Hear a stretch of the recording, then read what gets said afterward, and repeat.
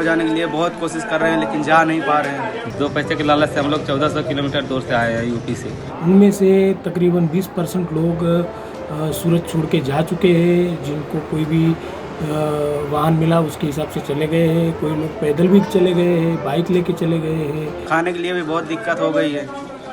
आज तीसरे दिन पर हम लोग खाना खा रहे हैं, बिस्किट खा खा के ज़िंदगी जी रहे हैं।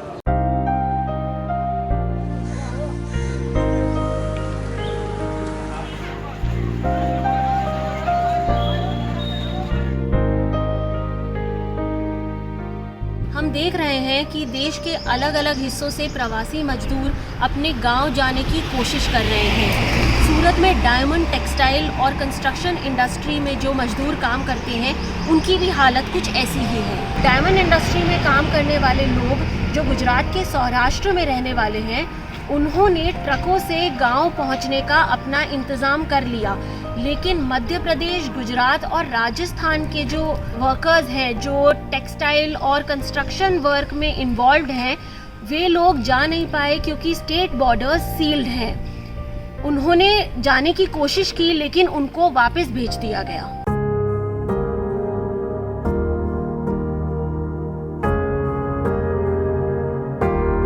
चावल है, गैस नहीं है, ख़त्म हो गया है गैस वैस, दाल नहीं है, उसके साथ में तड़का वड़का लगाने के लिए कुछ भी नहीं है, केवल चावल बचा है बस, आटा भी नहीं है। तकलीफ करते रहे उसे कि काम नहीं, काम धंधा बंद से, पैसा नो प्रॉब्लम से, खावाना वांदा से, रहवाना वांदा बद्दा वांदा से रहते हैं। काम तो अभी हम लोग गाँव से आए हैं, जिस दिन आए उसके 2 दिन बाद कंपनी बंद हो गई, पैसा भी नहीं है। कंपनी में गए थे लेने के लिए सेठ जी से, सेठ बोले कि अभी नहीं है पैसा, बाद में आऊँगा, बैंक नहीं खुल रहा है, ये सब बहाना मार रहे हैं, पैसा ही नहीं दे रहे हैं।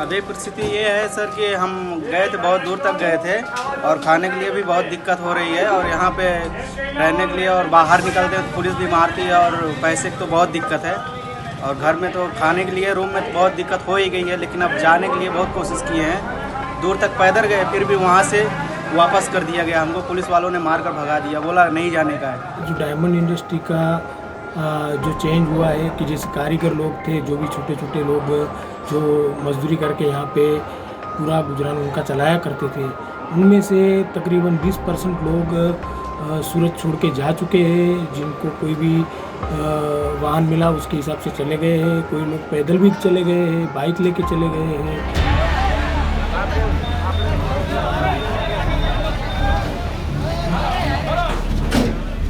हाँ, घर जाने के लिए सोचा था लेकिन एक बंद हो, एक दिन के लिए बंद हो गया। लेकिन हम लोग सोचे कि एक ही दिन के लिए है, इतना दिन के लिए नहीं, किसी को मालूम था नहीं तो हम लोग निकल गए। उन्हें बोला गया था कि उनकी यूनिट एक दिन बंद रहेगी और जनता कर्फ्यू के बाद खुल जाएगी, लेकिन अचानक से लॉकडाउन के कारण ना तो उन लोगों को वापस जाने का मौका मिला और ना ही ज़रूरत की चीज़ें जुटाने का समय मिला। कुछ लोग अपने घर पहुंचने में कामयाब रहे, लेकिन जो नहीं पहुंच पाए उनके पास ना तो काम है, ना पैसा, ना खाना। वे ये नहीं समझ पा रहे कि अपना गुजारा करे तो कैसे करे। प्रॉब्लम है दूसरा है कि जो भी छोटे छोटे यूनिट्स हैं वो ये इमीडिएट लॉकडाउन की वजह से ना तो सैलरी कर पाए हैं और ना तो कुछ पुख्ता इंतज़ाम किया है कि ताकि वो अपने छोटे छोटे रत्न कलाकार भाइयों को पॉकेट मनी या कुछ खर्चा दे सके ताकि वो जीवन जरूरत की जो भी सामान है वो खरीद पाए। सेठ बोलते हैं कि थोड़ी देर में आते हैं, नहीं आते। ये पगार दिया? बाकी है। क्या बोला पगार के लिए? ये 14 तारीख को ऐसा बोलते हैं। गांव जाने के लिए सोचे थे? जब तक पैसा नहीं मिलेगा तब तक जाएंगे भी नहीं। कहाँ गांव कहाँ तुम्हारा? नेपाल। नेपाल है। कितने दिन का पगार बाकी है? होगा 8-10 दिन का बाकी होगा। वो पैसे नहीं है अभी?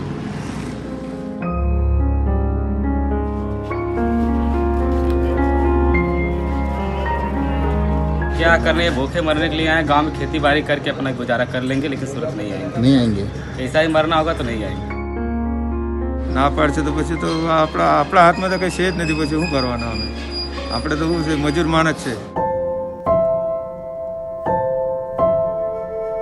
ये दिक्कतें आना चालू हो गई है कि यहाँ पे कारीगर जो है लॉकडाउन के बाद जैसे चालू होगा तो कारीगर वापस आएंगे नहीं आएंगे, ये एक बड़ा क्वेश्चन है कि जो कि लोग गांव गए हैं वो तुरंत ही वापस नहीं आएंगे। ऐसा भी सुनने में आ रहा है कि मजदूरों की तनख्वाह या तो दे दी गई है या दी जा रही है। डायमंड इंडस्ट्री के अंदर जो भी यूनिटें चल रही है वो ज़्यादा से ज़्यादा यूनिटों में वर्कर्स की सैलरी हो चुकी है और जिसकी सैलरी बाकी थी उन वर्करों के अकाउंट में यूनिटों में अभी सैलरी की जा रही है और जो सूरत छोड़ के गांव गए वो बहुत जल्दी वापस आएंगे। 14 तारीख के बाद जब लॉकडाउन खुलेगा तब वो जल्द से जल्द वर्कर्स सूरत में वापस आ जाएंगे और जिनकी सैलरी बाकी है उनके अकाउंट में सैलरी जल्द से जल्द की जाए, ऐसी अपील सूरत डायमंड एसोसिएशन भी कर रही है।